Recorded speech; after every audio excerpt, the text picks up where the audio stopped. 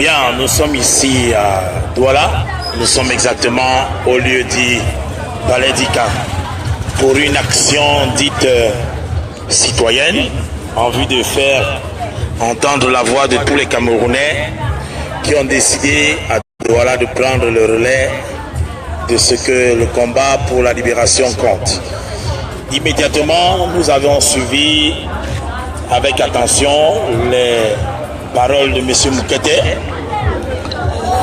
M. Victor Moukete qui s'est exprimé à dessein pour nous rappeler que du temps d'Amadou Ahidjo, il y avait énormément de Camerounais anglophones au pouvoir, notamment parmi les ministres. Et là maintenant, il est question pour chaque Camerounais de vérifier si déjà M. Moukete Victor dit la vérité, si également, si c'est vrai, qu'est-ce qui se passe que M. Victor Moukete aujourd'hui va déclencher en nous une véritable envie de chasser M. Biya du pouvoir au cas où il ne quitte pas. Nous sommes ici exactement au lieu dit Palais d'Ika, où les Camerounais mangent régulièrement du poisson, mais surtout où il y a une grande activité des jeunes, notamment ceux qui sont les délaissés. Vous voyez derrière moi des vendeurs de cigarettes. D'autres jeunes sont bien sûr continuellement abandonnés et n'ont pas encore la satisfaction de leur vie avec ce régime de pauvreté, d'appauvrissement, où une première dame se retrouve en train d'ouvrir un magasin de luxe à Yaoundé et elle fait une grande publication. Nous allons donc décider de l'opération de chassement, pour ne pas dire envahissement des carrefours, les grands carrefours du Cameroun. Je salue déjà les grands combattants qui sont un peu partout en train de sensibiliser les jeunes Camerounais face à cette très mauvaise disposition de notre pays.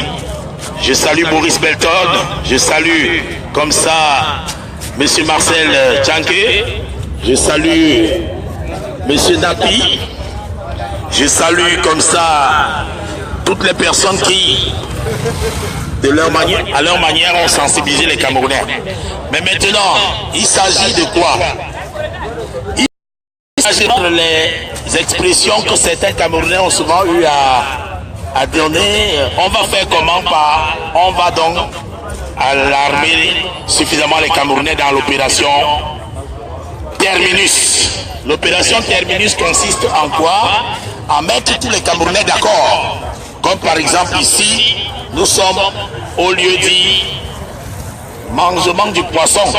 Et c'est après avoir mangé que nous allons donc chasser. Voilà les enfants de la rue, à peine 2 ans, ils sont déjà pratiquement en train de faire la mendicité pour se nourrir.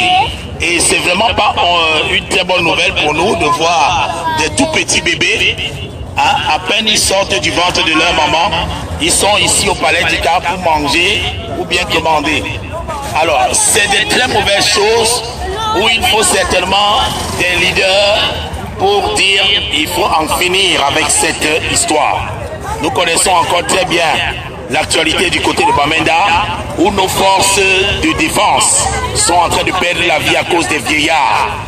Je vais comme ça passer la parole à quelques Camerounais qui voudront bien sûr la prendre pour exprimer aussi leur tristesse vis-à-vis de ce que nous connaissons. Je rappelle que plusieurs fois, les Camerounais se sont retrouvés déçus, très déçus, après avoir élaboré un petit plan. On voit la Coupe d'Afrique des Nations, aucun stade n'est prêt. N'oubliez même pas qu'en dehors du stade qui ne soit pas prêt, il y a même que la CAF est en train de dire que rien n'est prêt pour la Coupe d'Afrique 2019. Alors, vous voyez, c'est triste à des âges assez sensibles que les enfants se retrouvent obligés de vendre les cigarettes, de vendre les whisky en plastique pour se retrouver en train de vivre de manière digne dans leur propre pays. Est-ce que c'est normal? L'opération chassement donc va donc être successivement enclenchés, comme nous le faisons ici, au palais d'Ika, où les Camerounais sont en train de manger le poisson, et ils nous écoutent. Voilà, il y a un grand doyen qui est là. Ça fait plusieurs années que nous sommes ensemble dans le combat. Bonsoir, grand doyen. Alors, nous sommes ici au palais d'Ika, et ça fait plusieurs années que tu travailles, mais tu ne vois pas le salaire de ton travail. Le pays devient de plus en plus bizarre. Le Cameroun devient de plus en plus bizarre. Tu vends les sacs, et les sacs que tu vends, malheureusement, même les clients n'achètent pas souvent. Les clients n'achètent plus. Pendant ce temps, Chantal Biya a ouvert un nouveau magasin à Yaoundé, un magasin de luxe. Certainement, je ne sais pas si un Camerounais qui n'a pas d'argent pourra entrer dans ce magasin. Est-ce que si les Camerounais n'achètent pas tes sacs, ça coûte combien tes sacs? Est-ce que normalement, combien les Camerounais vivent au niveau de l'île aujourd'hui? Et effectivement, on va lire quelques commentaires. Salut et Sama, peux-tu me dire combien de chefs de gouvernement les anglophones ont eu en 25 ans? Ce n'est pas quelque chose de grand. Alors, je vais répondre, Laurel. Lorsqu'on parle du chef de gouvernement, on ne parle pas d'une personne qui n'a pas un pouvoir. Toi-même, tu es très au courant qu'un chef de gouvernement au Cameroun ne vaut rien. On est dans un système hyper présidentialiste et qui aujourd'hui ne donne même pas la possibilité à un premier ministre de répondre à un ministre de Bia. Je ne suis pas sûr que M. Yang Filimon qui est là, les mains libres face à quelqu'un comme Motazé. Donc ne sois pas naïf, ma mère. Ne sois pas naïf. Bola, vraiment, ne sois pas naïf. Alors, je vais reprendre encore une fois de plus l'élan que nous étions en train de lancer, qui vise effectivement à ramener la dignité au peuple camerounais. Alors, c'est triste de voir tout un tas de jeunes. Les jeunes sont pratiquement abandonnés, elles sont dans la prostitution. Elles sont ici du côté de Mimosa. Vous allez voir plusieurs personnes venant de Mimosa à la recherche des vieux blancs. Parce qu'elles veulent avoir 20 000 francs. Elles entrent dans des chambres, elles innovent avec des relations sexuelles, même sans préservatif. C'est autant de mauvaises choses qui nous montrent que les signaux sont déjà rouges. Et quand les signaux sont rouges, vous voyez les jeunes qui se battent, ils vendent à la sauvette, voilà, des petites ampoules pour ne pas mourir de faim. Et certains n'achètent même pas parfois. Vous voyez certaines personnes qui sont là en train de proposer. Et surtout, disons que la mairie même a abandonné son travail. Comment pouvons-nous être dans un pays qui se respecte? La mairie de Douala Premier ouvre un restaurant en plein air où les Camerounais s'asseyent pratiquement sur la route pour manger. Quel incivisme quand on se rend compte que le Cameroun est un pays qui va accueillir la Coupe d'Afrique des Nations. Regardez tous les Camerounais qui sont là, tous sont assis sur le goudron pour manger. Il n'y a pas d'espace aménagé par la mairie pour que les Camerounais se retrouvent en train de manger, de boire. Ça fait honte et ça rappelle encore une fois de plus l'importance de la décentralisation dont nous parlions.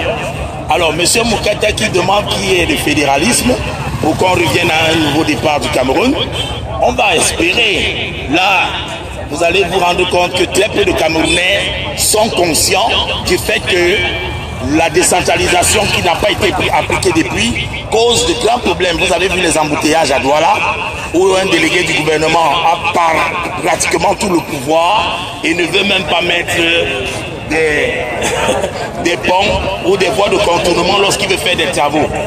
Je suis très déçu par une communauté urbaine à la solde de l'impérialisme. N'oubliez pas que le délégué du gouvernement Tonin continue toujours de donner la aux colons, aux sociétés françaises, la toponymie des rues. À Douala, c'est une affaire qui appartient aux Français. C'est une société française, France et Maïri, qui a décidé de faire la toponymie des rues, avec bien sûr l'aval et la bénédiction de M. Tonin Fritz, le délégué du gouvernement à la communauté urbaine de Douala, qui est en train de casser les maisons des Camerounais c'est honteux, un peu partout pour justifier la Coupe d'Afrique des Nations, qu'on n'est même pas sûr de voir. On n'est même pas sûr de voir cette Coupe d'Afrique. Nous sommes donc ici, je rappelle encore, au palais d'Ikakwa. Ici, les Camerounais sont pratiquement assis sur le goudron pour manger. Ils mangent du poisson avec même appétit. Et ils boivent. Ils sont pratiquement en route. Hein. C'est le Cameroun. Ils sont comme ça par terre. Si un camion oublie la route là, ils se retrouvent tous morts. Oui. Je ne t'ai pas filmé, mon frère. Ne parle même pas. Parce que si tu veux que je te filme, moi je ne te filme pas. Tu n'es pas beau. Je parle de mon pays. Je ne parle pas de toi. Donc nous sommes dans un pays où les Camerounais sont contents d'appartenir à une classe qu'on appelle les inciviques. Voilà un camion. Si le camion oublie sa route, je suis sûr que beaucoup de gens vont se lever ici, abandonner leurs poissons et détaler. On a mis pratiquement. En fait, c'est comme ça que le pays se porte. Alors, nous allons donc rire, mais surtout, nous allons nous demander quel Cameroun voulons-nous pour le prochain mandat présidentiel à la tête. Il y a beaucoup de jeunes qui ont décidé de bastonner la vie. Ils vendent des sacs, ils vendent des... Ils ne veulent pas se laisser faire, ils ne veulent pas mourir sans toutefois avoir battu de l'aile. Et je suis très content de leur façon, mais surtout je leur demande de s'apprêter à chasser le vieux dictateur.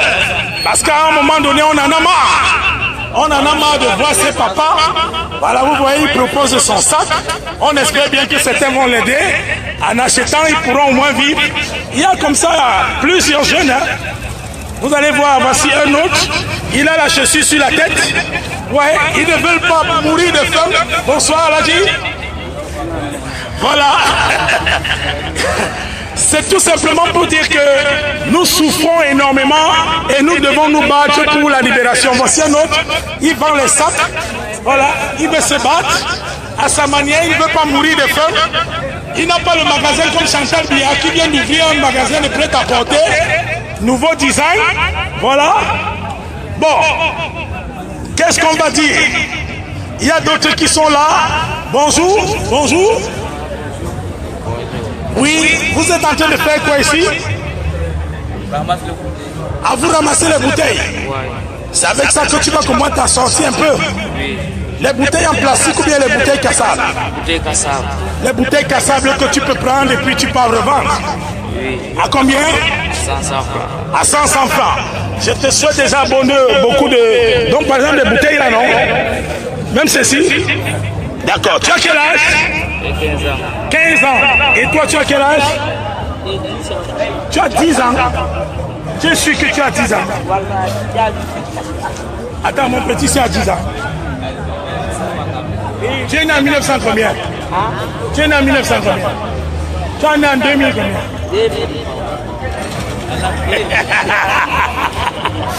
Voilà donc nous sommes au palais d'Ikakwa. Je vous ai dit que c'est très dangereux de vivre ici à Douala. La preuve, chacun a transformé son comptoir. Je vais m'approcher d'un Camerounais qui a lui transformé le goudron en comptoir parce qu'il n'a pas les marchandises comme Chantal Biya. Il a la possibilité de faire comme Chantal Biya qui a ouvert un gros magasin. Alors, bonjour mon fils. Tu as quel âge? Et puis tu te bats, tu as acheté les chaussures en couloulon que tu es venu proposer. Est-ce que ça passe? Donc c'est pas facile. Alors, l'opération chassement, c'est bien sûr pour permettre à ce jeune qui est devant son comptoir ici au Palais d'Ika de pouvoir retrouver la dignité tant perdue par la jeunesse qui n'a plus de courage après cette fête de la jeunesse que nous avons traversée. Je ne sais pas si c'était une fête, hein, mais disons-le, c'est une honte pour les Camerounais de fêter la jeunesse avec des jeunes qui n'ont pas d'opportunité. Un jeune qui se retrouve en train de vendre ses chaussures, les autres n'achètent pas, ou on attend qu'ils volent, qu'ils braquent, on attend qu'ils volent, je ne sais pas. Alors qu'on peut acheter les chaussures, et il rentre à la maison, il va voir, tu vas manger. En tout cas, vous êtes ici en direct du palais d'Ikakwa, et c'est l'occasion pour récemment de peut-être conclure avec d'autres jeunes, comme mon frère qui vend sur le plateau. Bonsoir mon frère.